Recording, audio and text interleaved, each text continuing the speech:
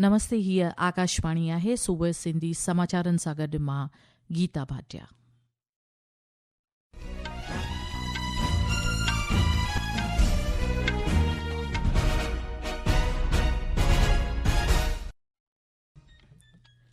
सभ खां अवल ख़ासि ख़बरूं। प्रधानमंत्री नरेंद्र मोदी ओडिशा जे झारसुगड़ा में 60,000 करोड़ रुपयनि खां बि वधीक जे विकास योजनाउनि जो महूरत करण बैदि संगे बुनियाद रखंदो। श्री मोदी मुल्की तकनीक सां ठाहियल 97,500 खां बि वधीक 4G मोबाइल टावर्स जो बि महूरत कंदो। अंडमान समुंड में कुदरती गैस जो वॾो भंडार हथु लॻो। मरकज़ी मंत्री हरदीप सिंह पुरीअ चयो त इन खोज सां एनर्जी सेक्टर में नवां वज खुलंदा। इज़राइल जे प्रधानमंत्री बेंजामिन नेतन्याहू मुतहिद जमायत महासभा में फिलिस्तीन खे मान्यता ॾियण वारे फ़ैसिले जी मज़मत कई आहे। अॼु वर्ल्ड टूरिज़्म डे आहे। ऐं रांदियुनि में एशिया कप 2020 क्रिकेट में सुभाणे फाइनल मुक़ाबले में भारत जो सामनो पाकिस्तान सां ऐं नई दिल्लीअ में अॼु खां विश्व पैरा एथलेटिक्स चैंपियनशिप जो आगाज़ थींदो। समाचार तफ़सील सां। प्रधानमंत्री नरेंद्र मोदी अॼु ओडिशा में हिकु ॾींहं जे मुलाक़ाती दौरे ते रहंदो। पंहिंजे दौरे दौरान प्रधानमंत्री झारसुगड़ा खां अटकल 60,000 करोड़ रुपयनि खां बि वधीक जे केतिरनि ई विकास योजनाउनि जो महूरत करण सां गॾु पीड़ जो पत्थर बि रखंदो। इन्हनि तरक़ियाती योजनाउनि में ॿियनि अहम खितनि सां गॾु टेलीकम्युनिकेशन, रेलवे, उच्च तइलीम, सिहत जी सार संभाल ऐं रूरल हाउसिंग शामिल आहिनि। हिकु रिपोर्ट। के औद्योगिक नगर झारसुगड़ा के दौरे के दौरान प्रधानमंत्री 1,700 करोड़ रुपए से अधिक की लागत वाली 3 रेलवे परियोजना का शिलान्यास और शुभारंभ करेंगे, जिससे राज्य में रेलवे बुनियादी ढांचे और कनेक्टिविटी को बढ़ावा मिलेगी। दूरसंचार क्षेत्र में प्रधानमंत्री 97,500 से अधिक मोबाइल 4G टावर को राष्ट्र को समर्पित करेंगे, जिन्हें लगभग 37,000 करोड़ रुपए के लागत से स्वदेशी तकनीक से निर्मित किया गया है। इसमें 92,600 से अधिक 4G टावर BSNL द्वारा स्थापित किए गए हैं।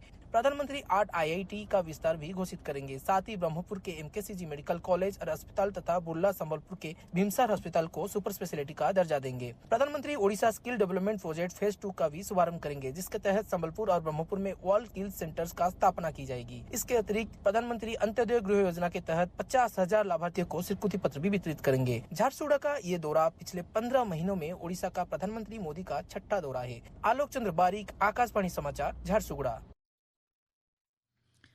मरकज़ी पेट्रोल मंत्री हरदीप सिंह पुरी ॿुधायो आहे त अंडमान बेसिन में कुदरती गैस जो भंडार मौजूदु आहे। इन खोज सां सरकार जो भरोसो बरक़रार थियो आहे त अंडमान समुंड कुदरती गैस लाइ शाहूकार ऐं बहबूद आहे।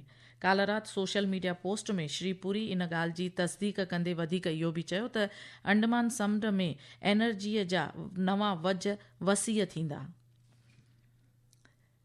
राष्ट्रपति द्रौपदी मुर्मू इलाहाबाद वॾी अदालत में 24 जजनि जी मुक़ररीअ ते मंज़ूरीअ जी मोहर लॻाई आहे। इन्हनि में बर्ख वकील विवेक सरन, गरिमा प्रसाद, सुधांशु चौहान शामिल आहिनि। इन खां सवाइ कर्नाटक ऐं हिमाचल प्रदेश में पिणु जजनि जी मुक़ररी थी आहे। गौर फरमाईंदा त भारत जे मुख्य जज यानी चीफ जस्टिस ऑफ इंडिया सां सलाह मसलत करण बैदि जजनि जी चूंड थी आहे। सिहत ऐं कुटुंब कल्याण मंत्री जगत प्रकाश नड्डा काल्ह नई दिल्लीअ में उच्च सतह जी हिकु कमेटीअ सां ख़ासि बैठक कई। इन गॾिजाणी में राष्ट्र सिहत mission national one health mission बाबति जारी कमनि जो जाइज़ो वरितो वियो। सिहत कमीशन जी इन ख़ासि कमेटीअ विच में इहा ॿीं बैठक थी।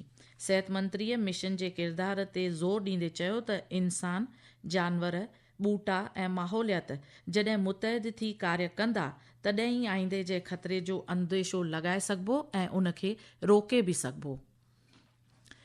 परॾेही मामलात मंत्री डॉक्टर सुब्रमण्यम जयशंकर ॿुधायो आहे त गणतर्फ़ी दॿाउ हुअण जहिड़ी मुश्किल घड़ीअ में बि ब्रिक्स जुड़ाव पंहिंजनि दलीलुनि, चिटे रवैये जे आवाज़ सां मज़बूताईअ सां बीठो आहे।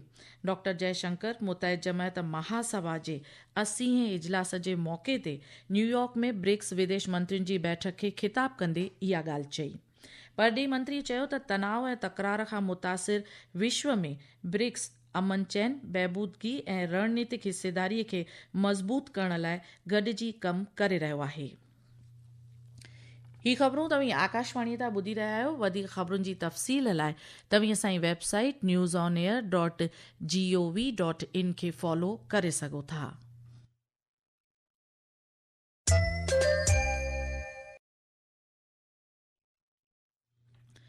प्रधानमंत्री नरेंद्र मोदी सुभाणे सुबुह जो 11 बजे आकाशवाणीअ तां मन की बात कार्यक्रम ज़रिए ॾेह तोरे विदेशुनि में वसियल भारतीयुनि सां पंहिंजा राया ऐं वीचार वंडींदो। महायाने रेडियो कार्यक्रम जी इहा 106वीं क़िस्त थींदी।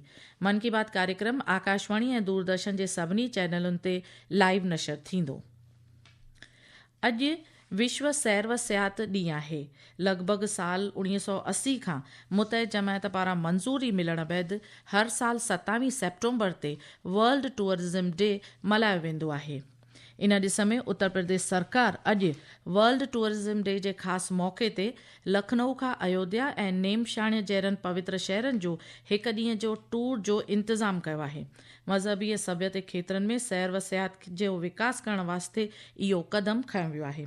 इन शेवा में बुज़ुर्ग सैलानियुनि लाइ ख़ासि सहूलियतूं ऐं डिस्काउंट बि मौजूदु आहिनि। अॼु विश्व सैर व सियाहत ॾींहं जे मौक़े ते उत्तर प्रदेश में जुदा जुदा हंधनि ते कला ऐं सक़ाफ़त सां जुड़ियल कार्यक्रम बि मुंतज़िम कया विया आहिनि। टपाल विभाॻ मुल्क में जारी स्पीड पोस्ट शेवाउनि जी फ़ी में तब्दीली कई आहे। ग्राहकनि में विश्वास सलामती ग्राहकनि खे सहूलियतूं पहुचाइण जे मक़सद सां नयूं शेवाऊं शुरू कयूं वियूं आहिनि। नशियात विभाॻ वाक़िफ़ करायो आहे त इहे नयूं दुरुस्त कयल फ़ी 1 अक्टूबर खां लागू थींदियूं। हिकु रिपोर्ट।